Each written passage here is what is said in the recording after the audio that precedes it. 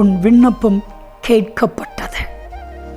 இதுவரைக்கும் உங்களுடைய விண்ணப்பம், உங்களுடைய ஜெபம், உங்கள் வேண்டுதல் கேட்கப்படலைன்னா, இன்னைக்கு உங்கள் ஒவ்வொருவரையும் பார்த்து கர்த்தர் சொல்லுகிற கர்த்தருடைய வார்த்தை, உன் விண்ணப்பம் கேட்கப்பட்டது.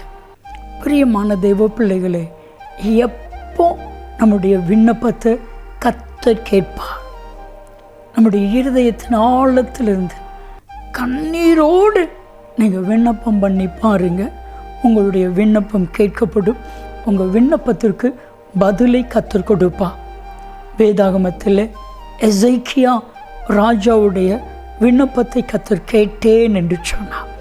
வேதம் சொல்லுகிறது, ஏசாயா 38:5, 2 ராஜாக்கள் 20:5, இந்த 2 வசனமும் சொல்லுகிறது, விண்ணப்பத்தை கேட்டேன்.